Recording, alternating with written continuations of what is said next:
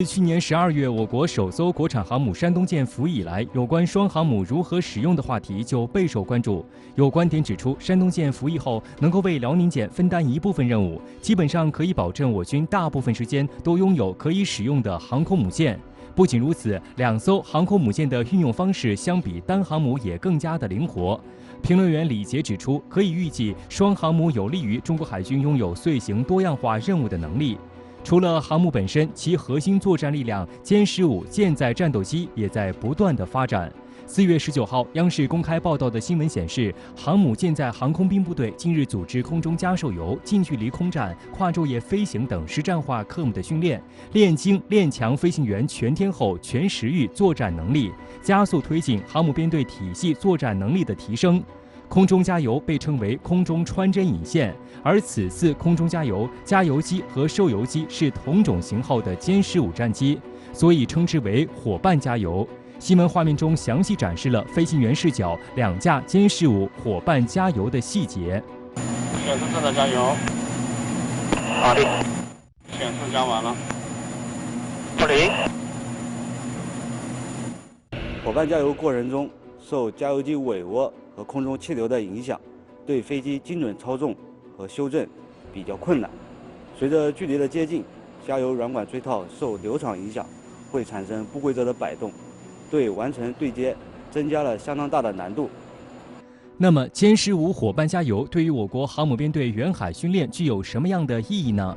据介绍，它可以延长受油战机的留空时间，不仅能在紧要关头救命，更弥补了辽宁舰华跃式航母的最大软肋，大大提高了飞鲨的载弹量，延伸了作战半径，是舰载机部队必须掌握的作战技能。具体来看，歼15属于重型舰载机，最大航程为3500公里，但是在作战时要挂弹，而且要考虑作战时必不可少的机动所消耗的燃油，再加上还要保留10%的返程燃油余量，因此其作战半径并不是非常大。目前来看，要想最大限度延长歼15的作战半径，伙伴加油是最有效的途径。通过伙伴加油，可以让歼15以多载弹少载油的方式起飞，起飞后再为飞机加满油，提高其单次的攻击效率。那么这一次歼15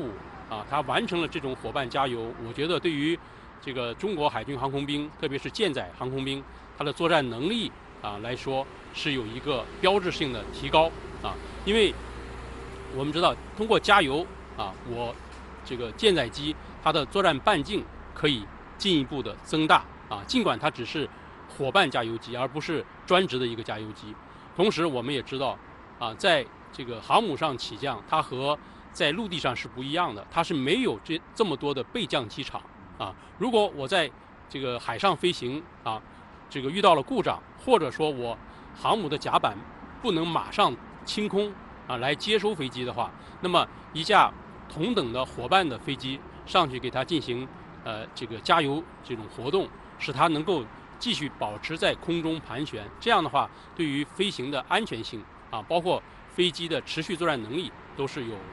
这个非常积极的作用的。舰载机夜间起降是航空母舰作战应用领域最高难的技术。4月19号的官方报道还罕见公开了歼15战斗机夜航训练飞行员视角的画面。在微弱灯光下，一批战机伴着夜幕升空，夜间飞行参照物少，飞行员很容易视觉疲劳，产生空间错觉，甚至迷失方向。有飞行员曾介绍到，夜间舰载机飞行员在空中唯一能看到的就是航母上的3条线1个灯。对于飞行员来说，看到的东西越少，就会感到很无助。面对运动的航母，舰载战斗机要在夜间复杂环境下降落起飞，风险高，难度大。而作为一名合格的歼15飞行员，必须要掌握夜间着舰的技术，获得夜间上舰资质的认证。这不仅考验着飞行员的技战术水平，更考验着飞行员极强的心理素质。报道称，舰载航空兵部队结合夜航的特点，综合考虑飞行员技战术水平、身体条件等因素，提前开展飞行安全风险评估，逐步加大飞行训练难度，强化飞行员对目标搜索、识别和突击的能力。我们连续多天组织多科目大强度跨昼夜飞行训练，专攻精练、自主探索，完成了低空突击突防等多个训练科目内容，再次实现了夜间核心作战能力的升级。